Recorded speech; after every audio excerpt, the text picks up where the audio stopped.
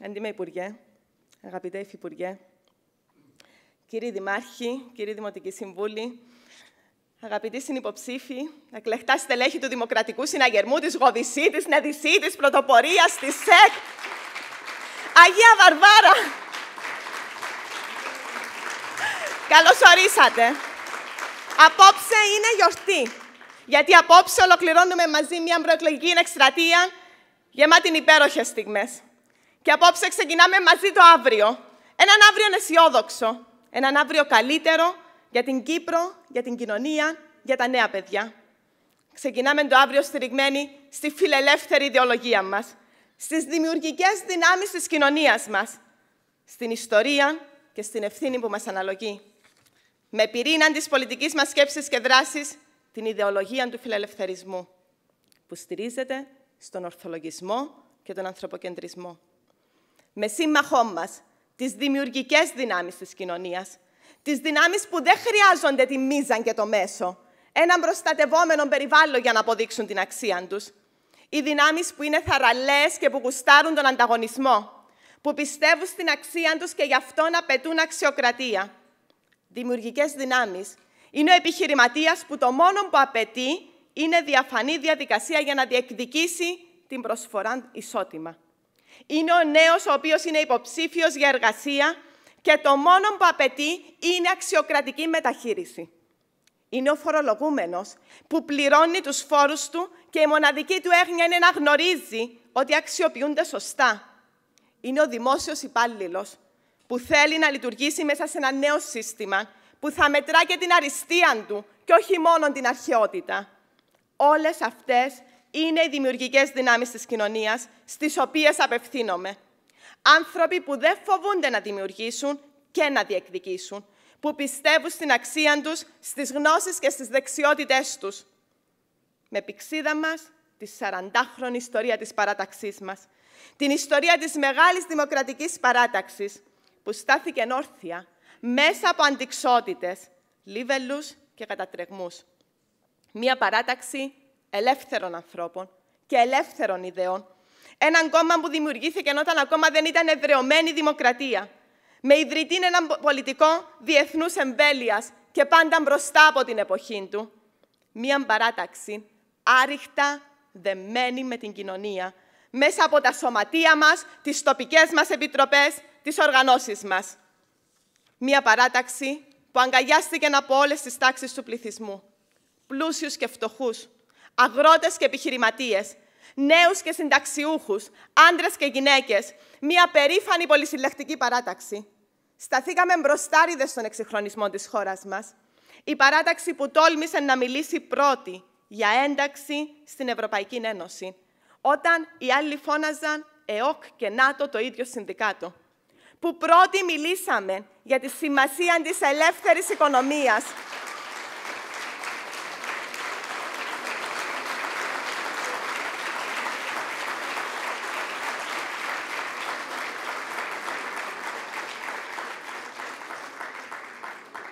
Καλώς ορίσατε, κύριε Πρόεδρε. Τιμή και χαρά μας που είστε μαζί μας. Που πρώτοι μιλήσαμε για τη σημασία της ελεύθερης οικονομίας, όταν οι άλλοι είχαν ακόμα φαντασιώσεις κρατισμού. Και πορισμένοι, κύριε Πρόεδρε, έχουν ακόμη. Ο Δημοκρατικός Συναγερμός τόλμησε διαχρονικά να προτείνει εγκαίρως τα χρήσιμα και τα σωστά, κόντρα στον λαϊκισμό και στην κενή συνθηματολογία, με κεντρικούς άξονες τον πατριωτικό ρεαλισμό στο Κυπριακό και τη συνετή διαχείριση στην οικονομία. Συναντήσαμε κατά καιρούς σκληρή κριτική και λιδωρίες, αλλά παραμείναμε πιστοί στην ιδεολογία και στις αρχές μας. Σήμερα, αυτά που εμείς λέγαμε για χρόνια αποτελούν τις προφανείς και ορθολογικές εθνικές επιλογές. Το Κυπριακό δεν μπορεί να παραμένει άλυτο και το κράτος δεν μπορεί να ξοδεύει περισσότερα από όσα έχει. Η πορεία μας προς την ανάπτυξη πρέπει να συνεχιστεί απρόσκοπτα. Να ολοκληρωθεί ο εξυγχρονισμός της δημόσιας υπηρεσίας. Και μπράβο σου, Κωνσταντίνο Πετρίδη, που ηγείσαι αυτής της προσπάθειας. Πρέπει να μειώσουμε τη γραφειοκρατία, να δημιουργήσουμε ένα μικρότερο και πιο ευέλικτο κράτος, να πατάξουμε στη ρίζα της τη διαφθορά και τη διαπλοκή και να δώσουμε κίνητρα στην παραγωγικότητα. Και όλα αυτά έχουν ήδη ξεκινήσει. έχουμε υλοποιήσει τις υποχρεώσεις που αναλάβαμε, δίχως πειράματα και δίχως αυτοσχεδιασμούς. Ασκούμε νοικοκυρεμένη πολιτική. Ξοδεύουμε σύμφωνα με τις δυνατότητές μας. Δημιουργούμε θετικές συνθήκες για την τόπια επιχειρηματικότητα, αλλά δημιουργούμε και τις συνθήκες για την προσέλκυση ξένων επενδύσεων. Προωθούμε την παροχή ποιοτικών υπηρεσιών. Η οικονομία μας ανασένει και πάλι. Αγαπητέ μου Χάρη, η ιστορία θα σε δικαιώσει ως τον πιο επιτυχημένο Υπουργό Οικονομικών στη μέχρι στιγμής ιστορία της Κυπριακής Δημοκρατίας. Κυρίες και κύριοι, σήμερα συντελείται μία επανάσταση. Σήμερα για πρώτη φορά το κράτος που ήταν ένα κράτος του 60 μετατρέπεται σε ένα σύγχρονο και ευρωπαϊκό κράτος. Η νεολαία είναι η κινητήριος δύναμη του μέλλοντος. Η σημερινή νεολαία της Κύπρου συνιστά υψηλού επίπεδου ποιοτικών ανθρώπινο δυναμικό. Ο σχεδιασμός μας οφείλει να στηρίζεται σε αυτόν το δυναμικό. Τους νέους τους θέλουμε πρωταγωνιστές στην ανάκαμψη της οικονομίας, αλλά και πρωταγωνιστές στην πολιτική συμμετοχή. Οι γυναίκες, ο κρυμμένος θησαυρός της Κύπρου. Σας καλώ να αναλογιστούμε το κόστος της απουσίας των γυναικών. Το γεγονός ότι δεν υπάρχουν σήμερα ικανοποιητικός αριθμός γυναικών στις επιχειρήσεις, στα κέντρα λήψεως αποφάσεων, στη Βουλή, είναι κόστος πρώτα και κύρια για την ίδια την κοινωνία. Γι' αυτό διεκδικώ ένα νέο κοινωνικό πρότυπο για τη θέση της γυναίκας, ισότιμο με τους άντρες. Γι' αυτόν τον λόγο εργάζομαι στεναρά, με σκοπό να ενισχύσω τη γυναικεία φωνή και παρουσία.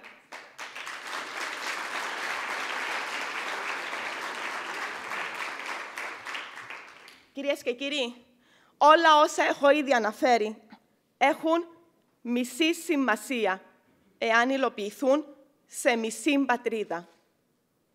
Και όλα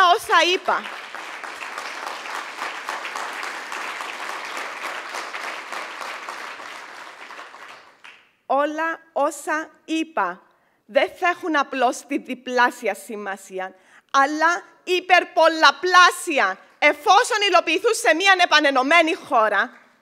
Η λύση του Κυπριακού δεν είναι απλώς η ανέρεση της διχοτόμησης, αλλά είναι η αφετηρία μιας νέας εποχής, όπου η Κύπρος θα είναι η πρωταγωνίστρια και το σημείο αναφοράς της περιοχής μας. Η υποστήριξη της Ζωνικής Δικοινοτικής Ομοσπονδίας ως βάση λύσης του Κυπριακού είναι εδώ και δεκαετίες αυτονόητη. Και όποιος υποστηρίζει οτιδήποτε διαφορετικό, απλά λαϊκίζει. Η όλη διαπραγμάτευση για τη λύση αφορά τη μορφή της Ζωνικής Δικοινοτικής Ομοσπονδίας, την οποία επιδιώκουμε, που πρέπει να είναι βιώσιμη και λειτουργική. Όποιος δεν θέλει να λυθεί το Κυπριακό, μπορεί να σκεφτεί 1000 προφάσεις.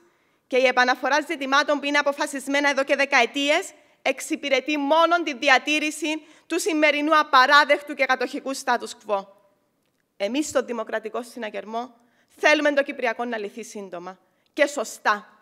Και προς αυτήν την κατεύθυνση επικεντρώνουμε τις προσπάθειές μας, έχοντας βεβαίως πλήρη επίγνωση της σημασίας του διεθνούς και του ευρωπαϊκού παράγοντα. Ο Γλάφκος Κληρίδης, μετά τα τραγικά γεγονότα του 1974, έλεγε «Δεν παρακολουθούσαμε τις διεθνείς εξελίξεις. Η μόνη εξέλιξη που παρακολουθούσαμε ήταν μέσα στην Κύπρο. Και πώς θα πείσουμε τους άλλους ότι έχουμε δίκιο. Ένα statesman ή stateswoman μετρά πρώτα τι περιθώρια έχει να κάνει συγκεκριμένες κινήσεις και ύστερα παίζει». Ο ιδρυτής μας εκπροσώπησε το αντίπαλο δέος του μακροχρόνιου αγώνα. Μέχρι και στις τελευταίες του συνεντεύξεις επέμενε να τονίζει ότι η πάροδος του χρόνου οδηγεί σε παγίωση των τετελεσμένων της κατοχής. Και δυστυχώς δικαιώθηκε απόλυτα. Χρόνο με το χρόνο τα δεδομένα επί του εδάφους παγιώνονται προς όφελος της Τουρκίας. Γι' αυτόν πιστεύω ότι η δικαίωση των αγώνων του θα είναι η ημέρα απελευθέρωσης και επανένωσης του νησιού μας.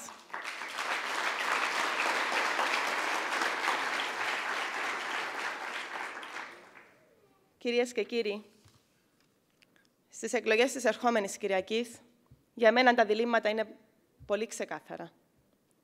Θέλουμε να ανοίξουμε το παράθυρο για την επιστροφή στην εξουσία σε εκείνους που μας έφεραν στο χάλιν του Μαρτίου το 2013, που παρέδωσαν χρεοκοπημένες τράπεζες, που οδήγησαν σε ένα Μαρί, που έφεραν την ανεργία στο 15,9%, το δημοσιονομικό έλλειμμα στο +5% και αρνητικό ρυθμό ανάπτυξης στο +6%.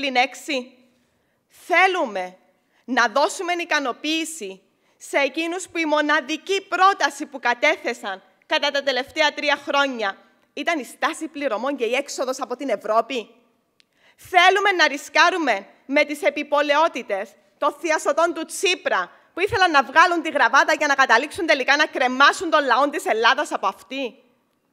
Θέλουμε να ρισκάρουμε το μέλλον της χώρας και το αύριο των παιδιών μας σε νέα προσωποπαγή κινήματα που επιδιώκουν τι? Όχι να παράξουν κοινοβουλευτικό έργο, αλλά να δημιουργήσουν τις προϋποθέσεις για να ικανοποιήσουν τις προεδρικές τους φιλοδοξίες.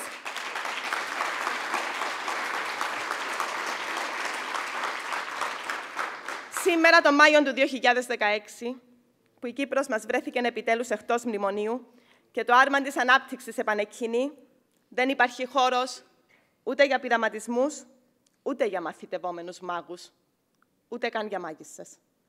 Ο Δημοκρατικός Συναγερμός τόλμησε διαχρονικά να προτείνει εγκαίρως τα χρήσιμα και τα σωστά.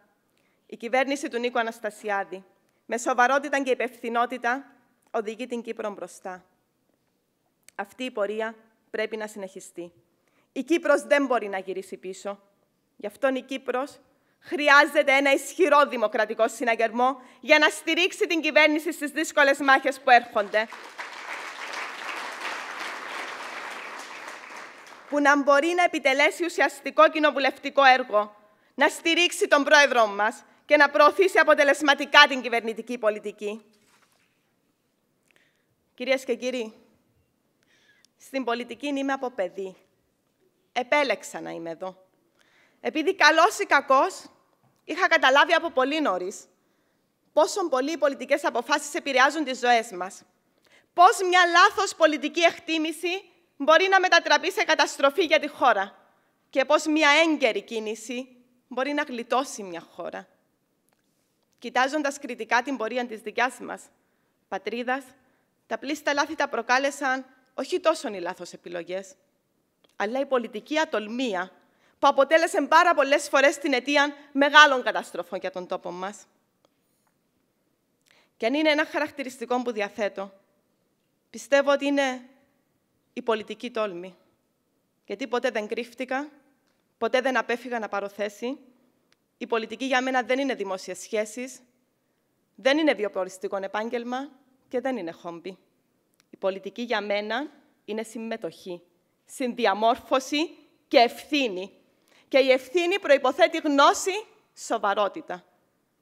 Γι' αυτό, εφόσον κρίνετε ότι κατέχω τα γνωρίσματα για να σας εκπροσωπήσω επάξια, σας ζητώ να με τιμήσετε με την ψήφο σας στις κάλπες την ερχόμενη Κυριακή.